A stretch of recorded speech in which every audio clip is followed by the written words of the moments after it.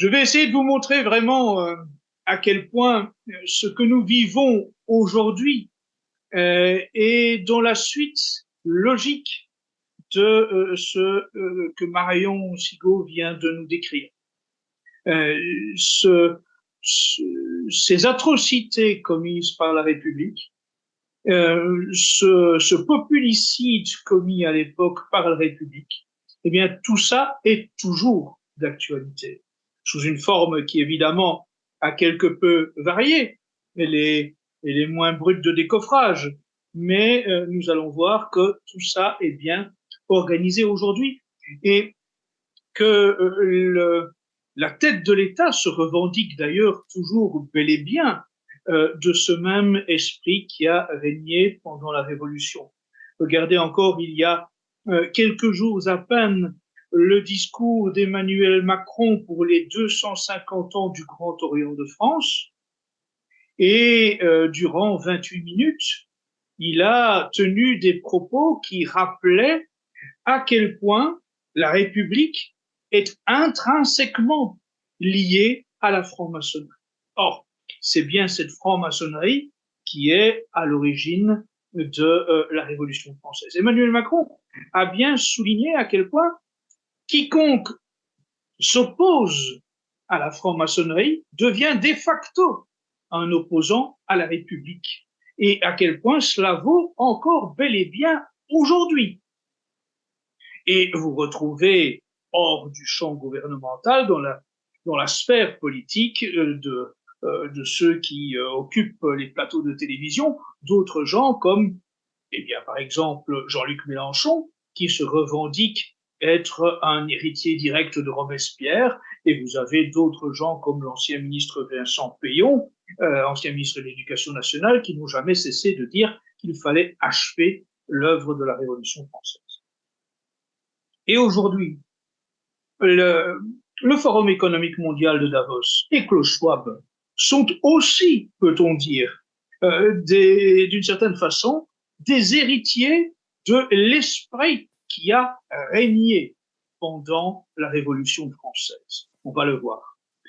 En fait, nous célébrons les 5 ans d'engagement des Gilets jaunes cette année et nous pouvons remarquer vraiment à quel point leur combat a été visionnaire. Il a été évidemment détourné, écrasé, manipulé, mais nous allons voir à quel point il reste extrêmement d'actualité par rapport à ce qui me semble être une combinaison de deux plans majeurs. Un, le plan d'appauvrissement du peuple. Deux, le plan de dépopulation. Nous avons une combinaison organisée à la plus haute échelle d'un plan d'appauvrissement qui doit faciliter le plan de dépopulation. Ce n'est pas une vue de l'esprit, je vais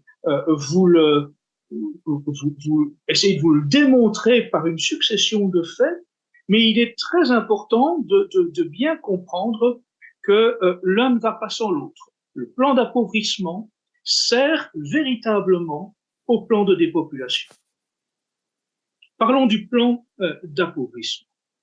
Voyez-vous, nous pouvons vraiment observer, évidemment, depuis plusieurs années, à quel point nos concitoyens vivent avec un pouvoir d'achat de plus en plus réduit.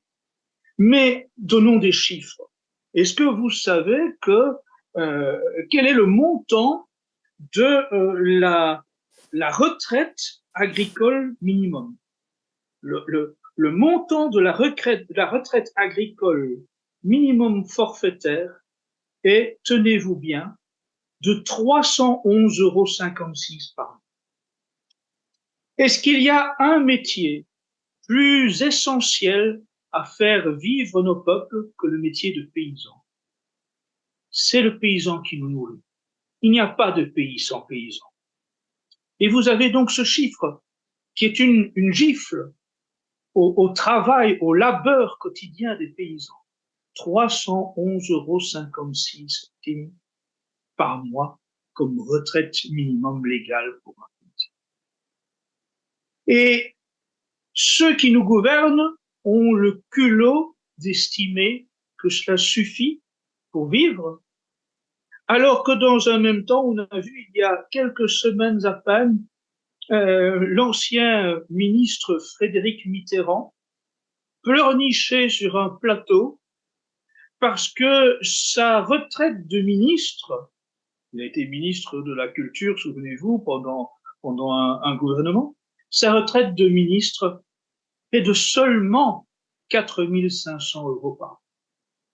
Voyez ce fossé entre ceux qui se disent être nos élites, ceux qui se disent être en mesure de comprendre nos besoins, de prendre les meilleures décisions pour nous, et ceux qui sont véritablement les représentants du labeur quotidien, ceux qui tiennent ce pays en main par leur travail, par leur labeur du petit matin au coucher. Et ça témoigne d'un mépris extraordinaire à l'égard de ceux qui sont les vrais travailleurs en France. Mais poursuivons et donnons d'autres indices de ce qui va se préparer dans les prochains mois, les prochaines années, pour appauvrir les Français en particulier. J'aurais pu évidemment essayer de dresser une situation générale de l'Europe, mais attachons-nous uniquement à la situation française. Vous avez tous entendu parler du développement des voitures électriques. Mais combien d'entre vous savent que en 2025, et 2025 c'est demain, qu'en 2025, environ 17 millions et demi de voitures seront interdites dans 45 agglomérations. 17 millions et demi de voitures. Vous comprenez la proportion que cela représente de ménages, de foyers qui, en 2025, ne pourront plus utiliser leur véhicule pour se déplacer. Je rappelle que 83% des déplacements des Français se font en voiture et que la moitié de ces déplacements sont faits pour se rendre au travail. Or donc, en 2025, 17 millions et demi de ménages vont être privés de l'usage de leur actuel véhicule. Ils ne pourront plus se rendre dans 45 villes déjà déterminées que je vous énumère pour que vous ayez bien conscience que ces 45 dites agglomérations, ça couvre à peu près toutes les grandes localités du territoire, tous les lieux dans lesquels les gens se rendent pour aller travailler. Donc il s'agit de Paris, Marseille, Lyon, Pau, Amiens, Angers, Valenciennes, Annecy, Bayonne, Béthune, Chambéry, Douai-Lens, Le Havre, Limoges, Metz, Perpignan, Tours, Saint-Étienne, Toulouse, Montpellier, Strasbourg, Grenoble, Rouen, Reims, Dunkerque, Lille, Nancy, Mulhouse, Clermont-Ferrand, Dijon, Annemasse, Toulon, Aix, Avignon, Nîmes, Pau, Bordeaux, Orléans, Nantes, Le Mans, Brest, Rennes, Caen et Nice. Eh bien donc, au 1er janvier 2025, voilà autant de lieux dans lesquels 17 millions et demi de ménages ne pourront plus se rendre en voiture avec leur actuel véhicule. Ils seront sommés, s'ils veulent se rendre dans ces localités, d'acheter de nouveaux véhicules. Et donc, en l'occurrence, ces nouveaux véhicules, ce sont les voitures électriques. Or, on sait que les voitures électriques, évidemment, elles sont, de un, beaucoup plus coûteuses que l'achat d'une simple voiture d'occasion que pourrait se payer un ménage au faible revenu, une voiture diesel, une voiture essence. Aujourd'hui, l'essentiel du marché de la vente automobile en France, c'est le marché de l'occasion du véhicule diesel ou essence. Et là, on vous dit qu'au 1er janvier 2025, eh bien, tous les gens qui veulent encore faire usage d'une voiture devront se débrouiller pour trouver l'argent pour se payer une voiture électrique qui coûte horriblement cher, qui a besoin de systèmes de recharge électrique qui sont beaucoup plus onéreux que l'essence ou le diesel, avec en plus une couverture du territoire en termes de stations de recharge électrique totalement insuffisant pour permettre le déplacement d'autant de nombre de véhicules qu'il y en a aujourd'hui sur le territoire français. Si les gens ne peuvent plus aller travailler, que font-ils? C'est inévitablement cette attitude, cette décision de l'Union européenne, approuvée par le gouvernement français, va plonger, donc, je vous rappelle, 17 millions et demi de ménages dans une situation totalement catastrophique pour se rendre au travail, pour se rendre dans un hôpital, pour visiter les membres de la famille, pour conduire les enfants à l'école. C'est une situation vraiment alarmante dont très peu de gens ont aujourd'hui conscience. Et il faut mettre cela en corrélation avec d'autres objectifs de nos chers bienfaiteurs du Forum économique mondial de Davos. Ce n'est pas simplement la volonté d'appauvrir la population, c'est aussi la volonté de développer de facto deux concepts. Un, le concept de ville à 20 minutes. C'est un concept qui consiste à organiser l'urbanisme en devant permettre à tout habitant d'accéder à ses besoins essentiels entre 15 et 20 minutes de marche ou de vélo à partir de son domicile. Alors ça peut sembler très sympathique de prime abord, surtout pour les écologistes, se dire oh super, je prends mon vélo et en 15 minutes, j'ai trouvé tout ce qui était nécessaire pour mon bonheur autour de moi. Mais en fait, cette planification-là, elle est essentiellement pensée dans sa version actuelle en corrélation avec les premiers essais de confinement. C'est bien sûr dans cette théorie de rebasculer à différents moments dans des confinements de plus en plus généralisés que le système de ville à 15 ou 20 minutes prend tout son sens. Puisque vous êtes confiné, vous avez 15 minutes pour sortir de chez vous, faire tous vos achats et rentrer chez vous. Et bien sûr, c'est aussi à mettre en corrélation avec un autre scénario qui est testé depuis maintenant 2 ans en Corée du Sud avec des budgets assez importants venant de grandes multinationales des nouvelles technologies. C'est ce qu'on appelle la société sans contact.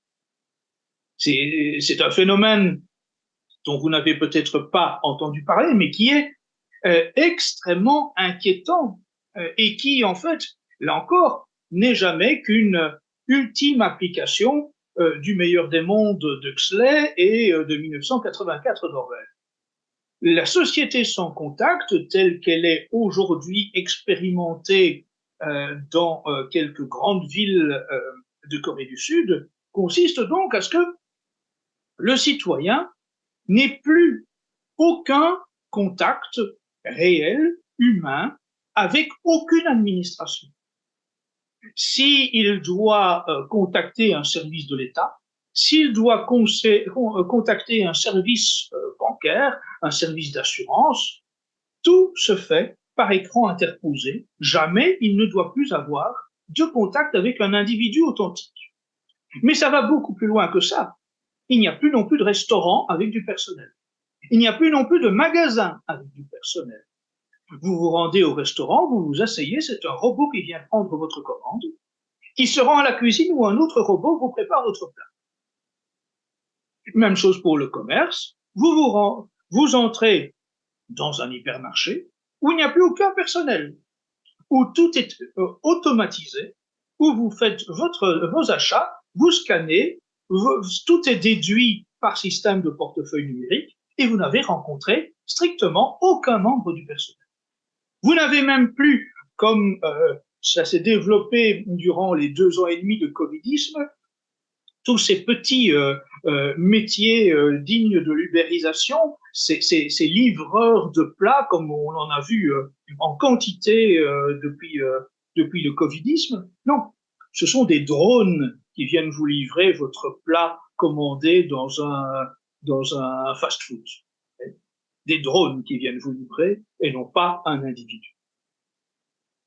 Et donc, cette volonté de réduire la possibilité des citoyens européens et des citoyens français, donc dans le cas qui nous occupe, de prendre leur voiture pour se déplacer, évidemment, ça renforce de facto ce type de scénario de société à 20 minutes, de ville à 20 minutes et de société sans contact, que l'on ferait beaucoup plus difficilement accepter sans des mesures coercitives liées, soi-disant, à l'écologie, au CO2, etc.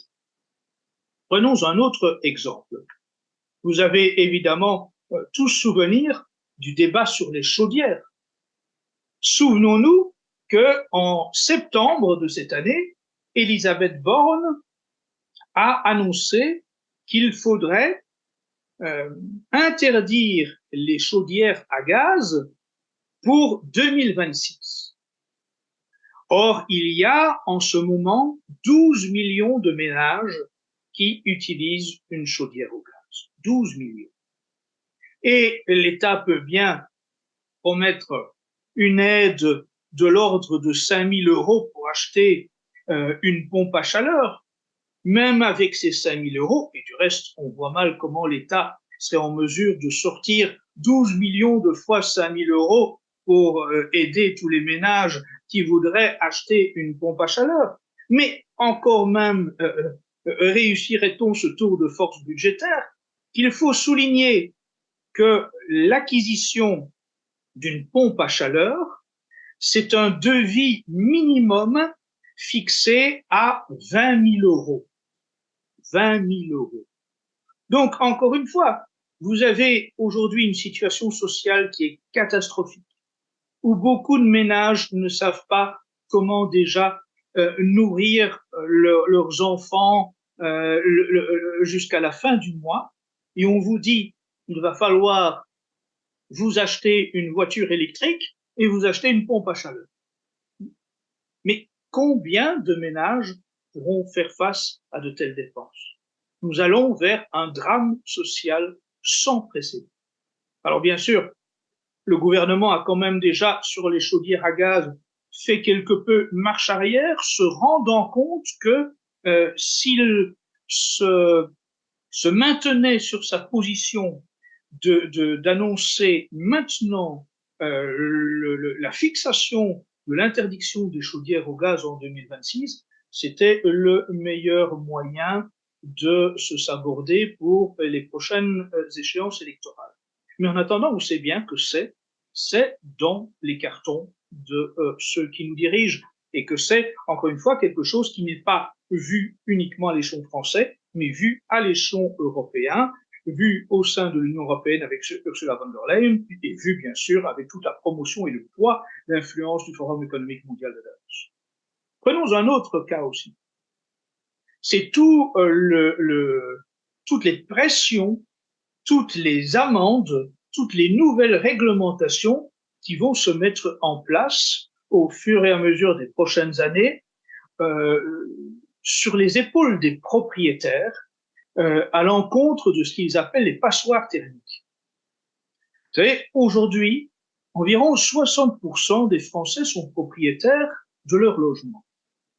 Mais évidemment, c'est la grande majorité de ces logements, qu'il s'agisse d'un appartement ou d'une maison, ne sont pas conformes aux règles énumérées par l'Union européenne en matière de transition énergétique.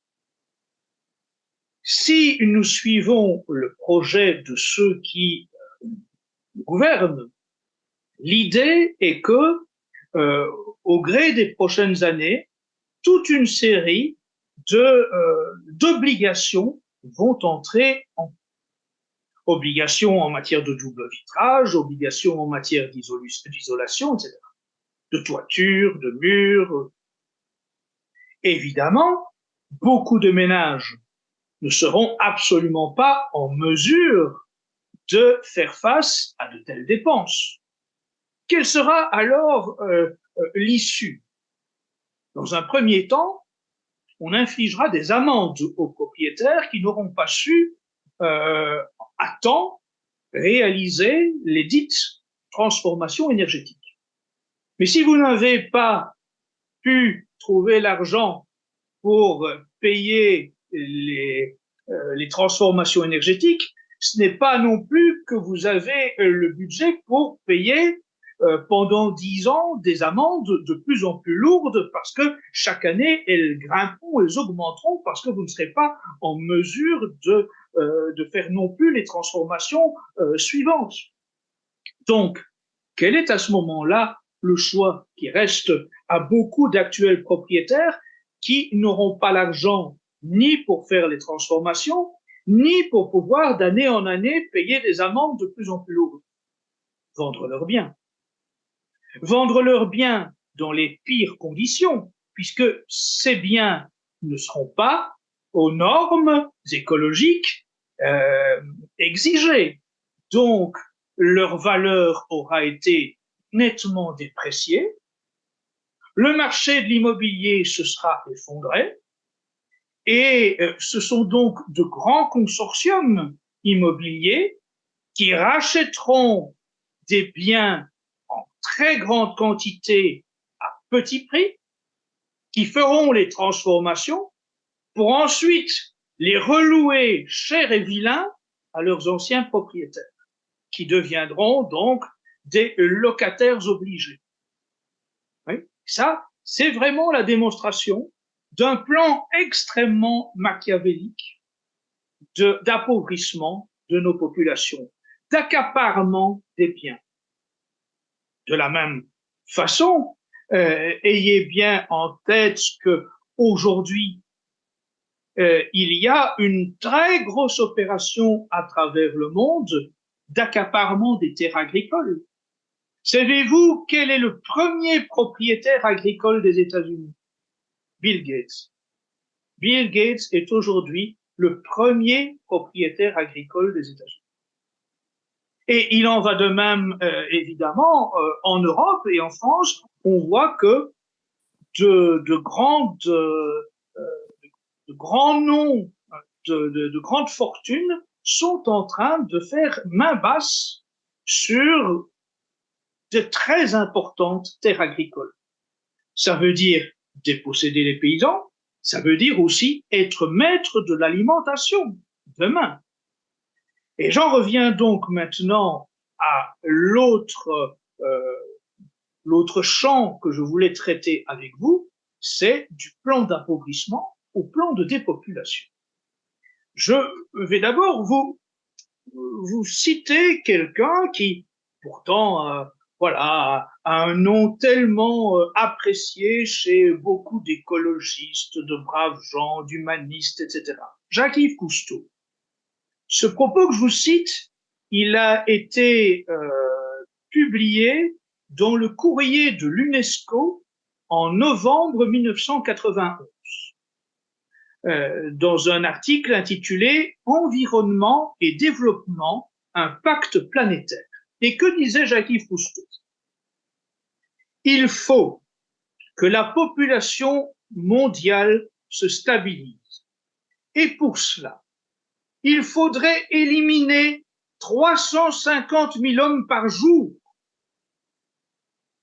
C'est tellement horrible à envisager que nous ne devrions même pas le dire. Mais la situation générale dans laquelle nous sommes impliqués est lamentable. C'est dans le courrier de l'UNESCO. 350 000 personnes par jour devraient être éliminées, disait Cousteau en 1991.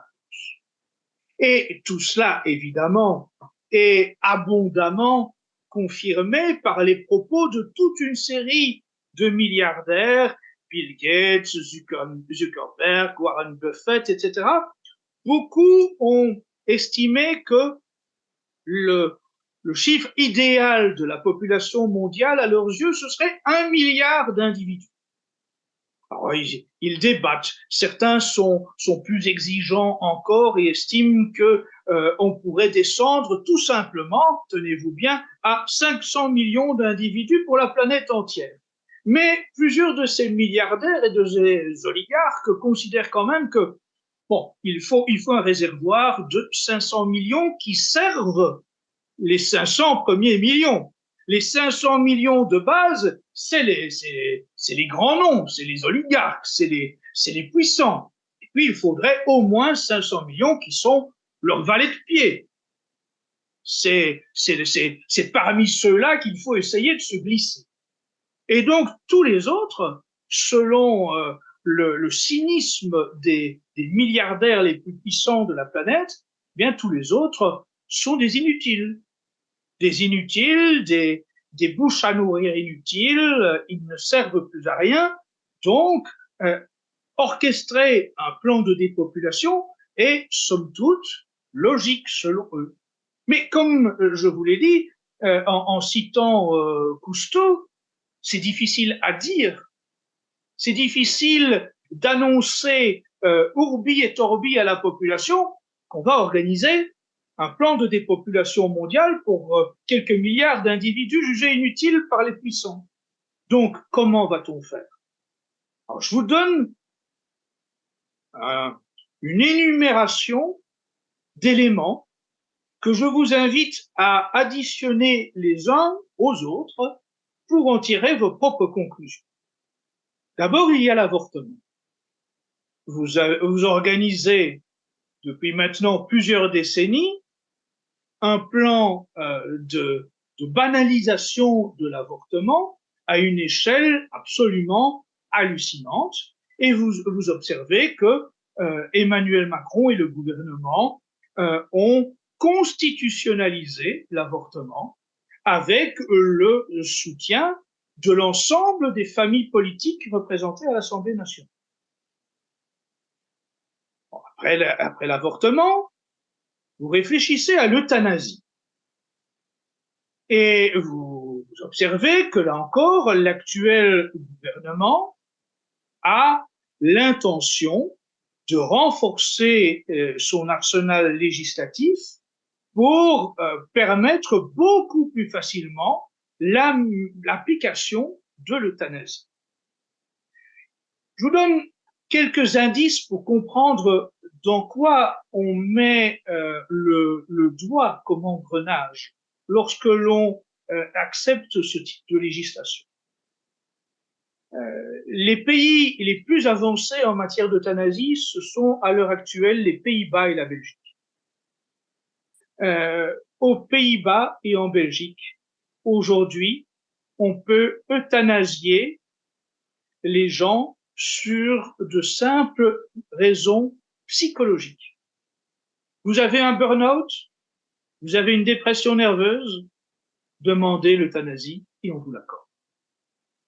On a vu ces derniers mois des scènes impensables dans une société normalement constituée de jeunes femmes d'à peine une vingtaine d'années obtenant l'euthanasie parce qu'elles étaient en situation de mal-être psychologique. Et puis, en dehors de l'euthanasie accordée pour motifs psychologiques, vous avez la banalisation dans ces deux pays de l'euthanasie des enfants. Et là aussi, c'est quand même quelque chose qui doit faire réfléchir la population française avant d'approuver le projet gouvernemental en matière d'euthanasie.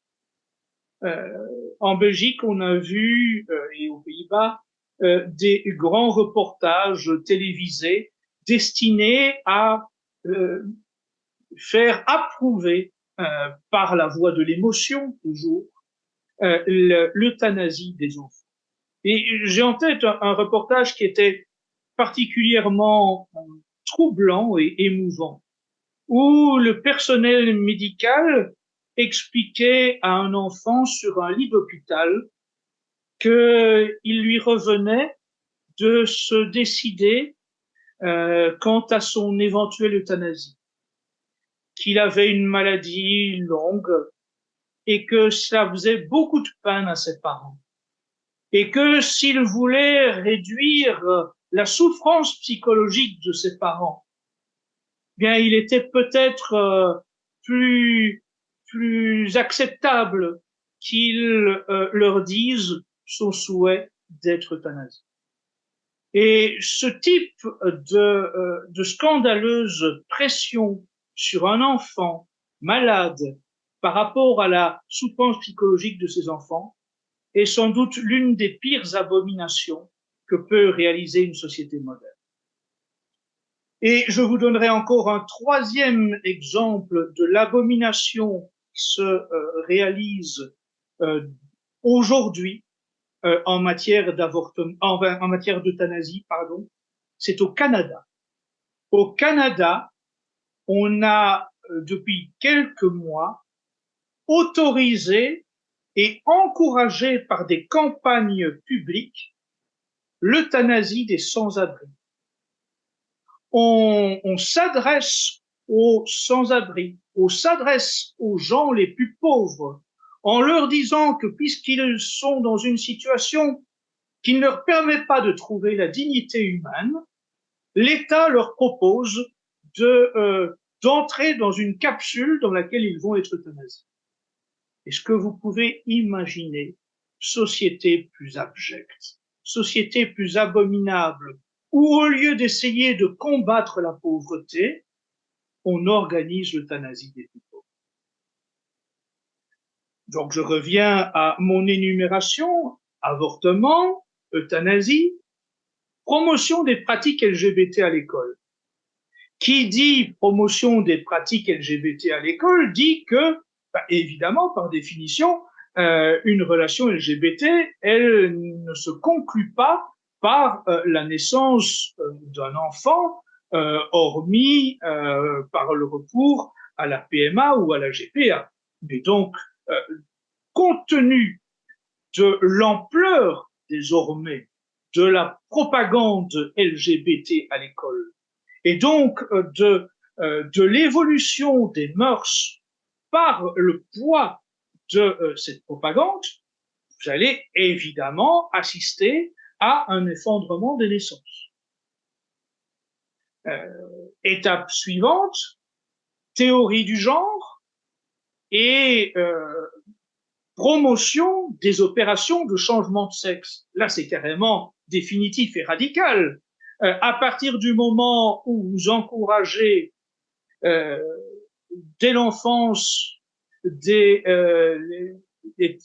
petits êtres à se dire que s'il est un petit garçon, il peut devenir une petite fille et inversement, et qu'il suffit de commencer par prendre un traitement hormonal, puis ensuite, dès que ses parents lui donneront l'occasion de passer sur le billard pour se faire opérer, là, vous arrivez à une situation où, en fait, c'est irréversible.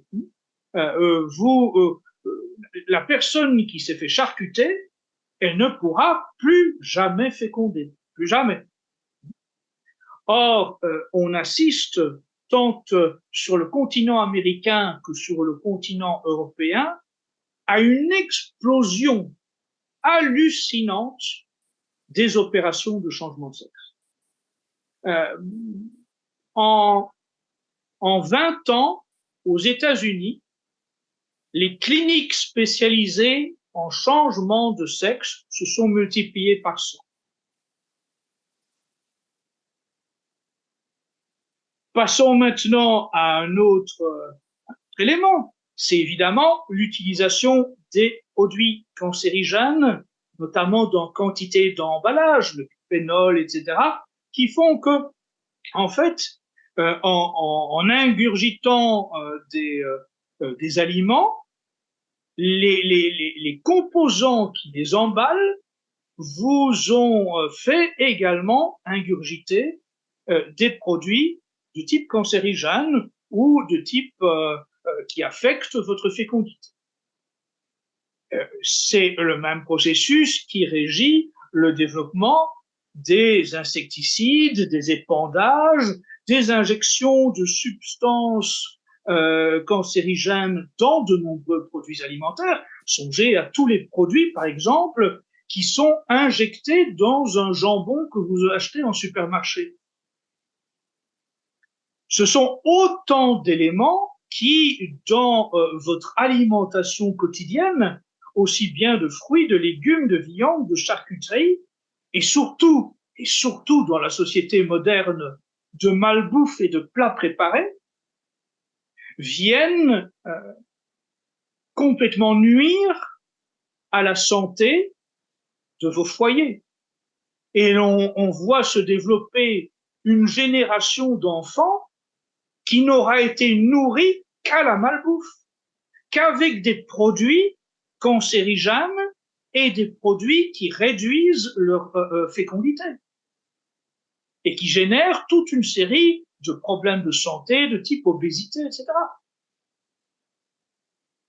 Ajoutons l'introduction des insectes dans l'alimentation tel que cela a été approuvé par Ursula von der Leyen. Bien, là encore, ce n'est pas un hasard. Nous avons maintenant 4 catégories d'insectes qui sont autorisées à être introduites dans l'alimentation au sein de l'Union européenne. Et il y a 11 autres types d'insectes qui sont sur la liste d'attente pour recevoir également leur agrément par l'Union européenne. Je vous rappelle la liste de tous les produits dans lesquels vous pouvez trouver désormais des insectes. Ça va des biscuits au chocolat, en passant par la bière, les pâtes, les pizzas, les produits de plats alimentaires, de plats tout préparés. La liste est vraiment longue dans lesquels vous pourriez des céréales, etc., dans lesquels des barres énergétiques, dans lesquels vous pourriez trouver des insectes, avec bien sûr sur l'étiquetage une telle complexité pour les repérer que même si vous aviez l'intention d'analyser l'étiquette, la plupart de nos contemporains sont tout simplement incapables de repérer la présence d'insectes dans ce type de produits alimentaires.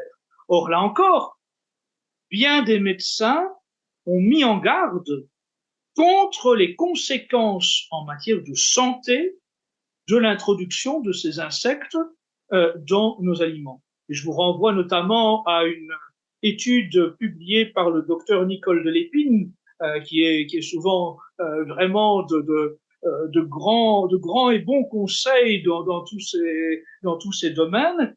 Et ce n'est pas simplement parce que ces insectes vont développer quantité de problèmes allergiques en matière de santé, mais aussi parce que toute une série de ces insectes pourraient provoquer à leur tour, eux aussi, des développements de cancer et de toutes sortes de problèmes digestifs graves au sein de nos populations.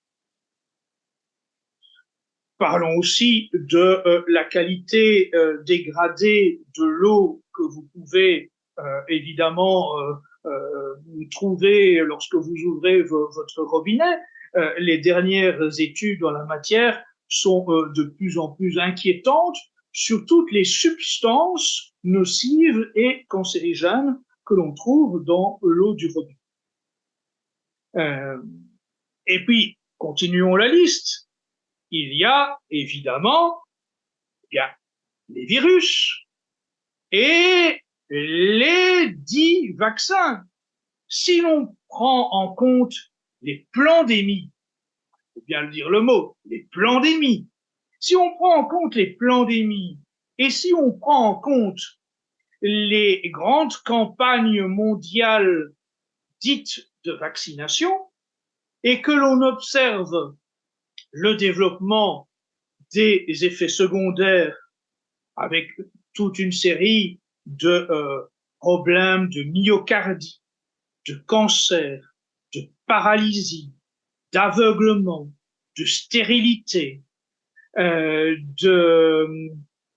mais aussi toutes les morts. Aujourd'hui, l'addition des morts, particulièrement parmi la jeune génération, est tout simplement hallucinante.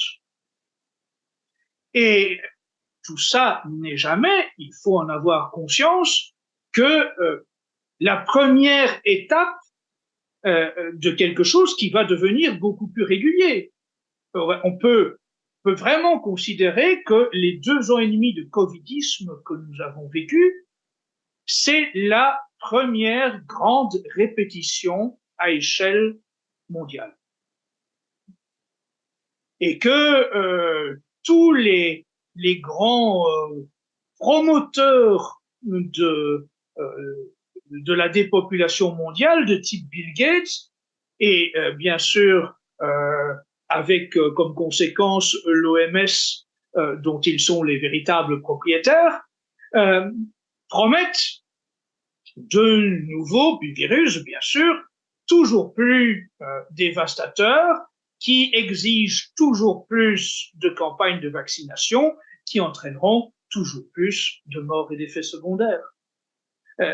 Il y a quelques semaines, je crois 15 jours à peu près, le professeur et docteur Malone, qui est l'un des initiateurs au départ de l'ARN messager et qui a ensuite fait marche arrière en comprenant à quoi tout cela allait être utilisé, eh bien le docteur et professeur Malone, il y a 15 jours, signalait que aujourd'hui, on sait avec certitude que l'on retrouve dans les vaccins Pfizer et Moderna des fragments d'ADN plasmidique. Et ces fragments d'ADN plasmidique entraînent comme conséquence le développement de cancers et de malformations congénitales. Et Moderna a reconnu cela. Et cela ne change rien. Et cela ne change rien. On ne punit pas les coupables. On ne met pas fin à ces campagnes de vaccination. Bien au contraire, on voit que ceux qui sont en charge, soi-disant, de la santé nationale, Aurélien Rousseau et autres espèces de promoteurs de l'industrie pharmaceutique, viennent vous dire qu'il n'y a aucun danger, qu'il faut y aller, qu'il faut continuer. Et puis, continuons la liste. Il y a la réduction de l'accès aux soins de santé pour ceux qui ne sont pas vaccinés lorsque on est face à une situation soi-disant d'urgence, de confinement, etc. Et on sait bien que durant les 2 ans et demi de covidisme, beaucoup de gens n'ont pas pu être traités pour des maladies qui auraient pu être bien soignées et que leur santé s'est détériorée, voire qu'elles sont décédées parce qu'elles refusaient de devoir préalablement se vacciner, enfin, soi-disant vacciner pour pouvoir avoir accès à l'hôpital. Songeons aussi à tout ce qui est la conséquence psychologique sur la population de l'anxiété permanente entretenue. Prenons simplement le cas de l'anxiété entretenue matin, midi et soir par nos gouvernants et les médias dominants sur la population. Souvenons-nous que dans les EHPAD, on a empêché nos personnes âgées de recevoir la visite de leur famille. On les a, dans un premier temps, coupés du monde. On les a ainsi incités à se laisser mourir, tout simplement. C'est ça la vérité. Si vous dites à une personne âgée qu'elle ne peut plus voir ses enfants, qu'elle ne peut plus voir ses petits-enfants, qu'elle doit rester enfermée dans sa chambre, vous l'incitez de facto à se laisser mourir. Et si, malgré tout, vous avez affaire à une personne âgée qui a un sacré tempérament et qui se défend, c'est la campagne de Rivotril, où on a assisté au pire reniement du serment d'Hippocrate, avec un personnel soignant qui, pour éviter aux personnes âgées d'attraper le Covid, a préféré les euthanasier par Rivotril. Ah, c'est sûr, ils sont pas morts du Covid, ils sont morts du Rivotril. C'est d'une efficacité redoutable.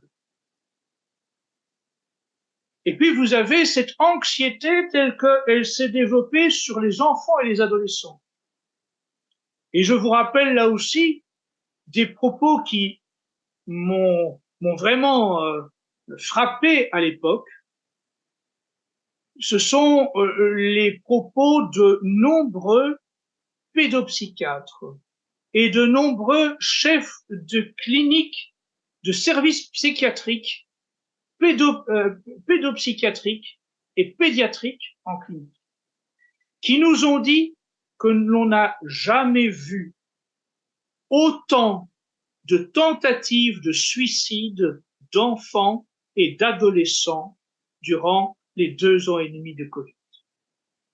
Que l'on n'a jamais vu surtout autant de tentatives de défenestration d'enfants.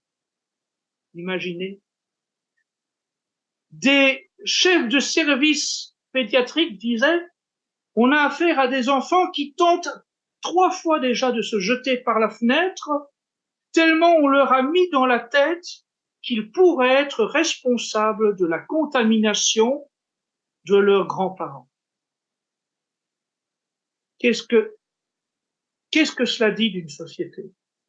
D'avoir organisé une telle pression psychiatrique, une telle pression psychologique sur l'ensemble de la population et en particulier sur les enfants et les adolescents.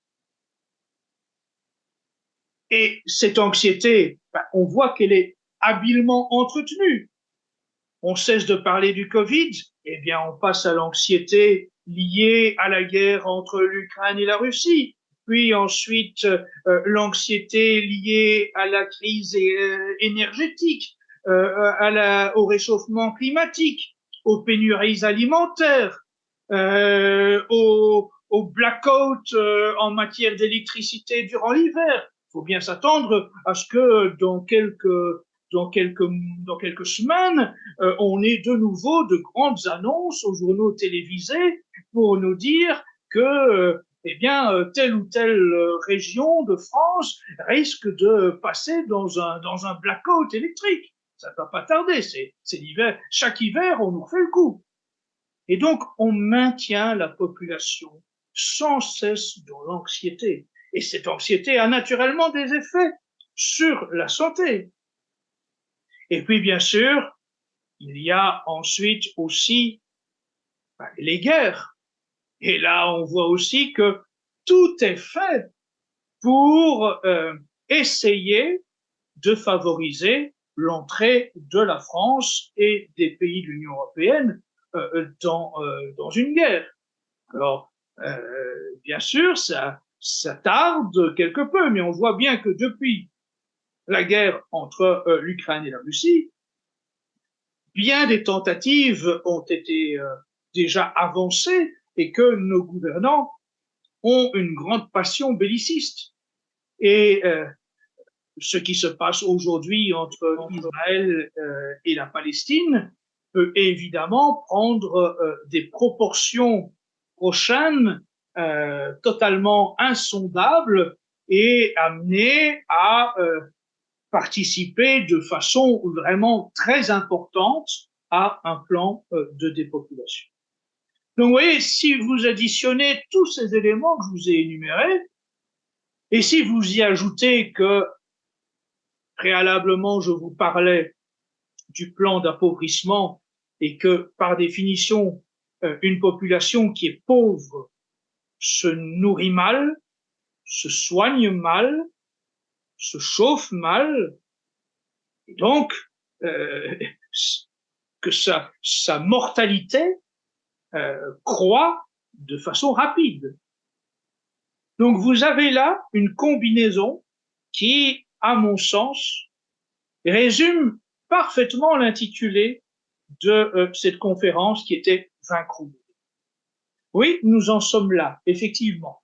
Les méthodes utilisées par les mondialistes et les gouvernants de la République française aujourd'hui ne sont plus parfaitement identiques, évidemment, à celles du populicide de 1793. Mais l'esprit est le même. L'esprit est le même. Ils ont toujours cette ferme volonté populicide et ils ont toujours cette promesse mensongère de faire notre bonheur contre notre gré en servant les intérêts d'une petite caste. Et tout ceci, tout ce dont je vous ai parlé, est parfaitement résumé par la phrase désormais bien connue de Klaus Schwab: vous ne posséderez plus rien et vous serez heureux. Leur volonté, c'est de nous déposséder de tout notre héritage, de notre héritage spirituel, de notre héritage civilisationnel, de la terre de nos ancêtres, de nos gènes, de nos familles, de notre patrimoine, de nos maisons, de nos enfants. Ils veulent nous déposséder de tout. Leur vision est totalitaire et elle est intrinsèquement totalitaire en ce sens qu'elle veut régir la totalité des éléments de notre vie quotidienne. Leur vision, c'est que nous ne devrions plus être libres de quoi que ce soit. Ils doivent tout savoir de nous, en direct, par le portefeuille numérique. Ils doivent contrôler nos faits et gestes, nos dépenses, nos pensées, nos déplacements, nos moindres actes, avec à la clé un système de répression qui écrase complètement tout dissident. Et donc, il est urgent de prendre conscience de cela. La fenêtre de tir qui nous reste est extrêmement réduite.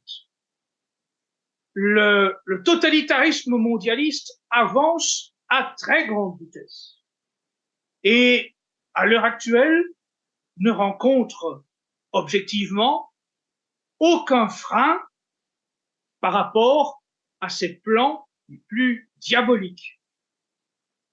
Et nous devons vraiment prendre conscience de la gravité de la situation. Ce qui est tragique, c'est que les médias étant dominés par quelques familles de l'oligarchie financière internationale, eh bien, il n'y a que les médias dissidents et les cercles dissidents comme Culture et Populaire qui vous rassemblent aujourd'hui pour éveiller vos consciences, qui vous permettent de réaliser où nous en sommes et de réaliser l'urgence de nous organiser. Et ce n'est pas facile. Compte tenu de l'ampleur du mal qui s'avance, de la convergence des catastrophes, de la force de nos adversaires, du fait que, objectivement, toutes les familles politiques représentées à l'Assemblée nationale y participent, sans exception, eh bien, il faut vraiment voir les choses à toute petite échelle et reprendre l'organisation de réseaux locaux. À mon sens, aujourd'hui, c'est vraiment là l'enjeu majeur. Organiser des petits réseaux locaux solidaires, apprendre les uns les autres à vous connaître, pour savoir sur qui vous pourrez compter lorsque viendront les moments les plus difficiles, et ils viendront vite. Apprenez à vous estimer, jaugez-vous, entretenez dès maintenant l'entraide entre vous, de façon à ce que une entraide amorcée maintenant, quand les choses vont encore relativement bien, soit une entraide toute naturelle et de confiance quand les choses iront beaucoup plus mal. Ce que je vous dis là n'est évidemment pas un discours optimiste, mais je pense que ce qui fait le plus défaut aujourd'hui, c'est un discours lucide. Dans l'ensemble des débats politiques, il est évidemment toujours de bon ton de vous promettre la victoire rapide pour demain et de vous promettre que par une simple échéance électorale, tout ira mieux et que les dangers seront facilement écartés. Or, il n'en est rien. Et le devoir de quelqu'un qui veut vous parler du bien commun, c'est le devoir de vous parler en vérité et de vous dire la gravité des choses et de vous dire l'urgence de vous organiser pour vous, pour vos enfants, pour vos petits-enfants, pour votre pays, pour votre patrie, pour votre civilisation, pour votre foi. Tout est entre vos mains. Ne comptez pas sur les grandes structures. Ne comptez pas sur les battleurs de tribunes de grands meetings électoraux. Ne comptez pas non plus sur le salut venant d'un autre pays. Chacun devra se débrouiller à son échelle, là où il est. Bon courage à vous. Et j'espère vraiment, du fond du cœur, avoir l'occasion dans un proche avenir de me rendre enfin vraiment à Nice et de pouvoir discuter avec vous, vous serrer la main et tous mes remerciements encore à Culture Populaire, à Marion Sigaud et à vous tous qui avez fait ce déplacement pour écouter ces conférences. Merci à vous.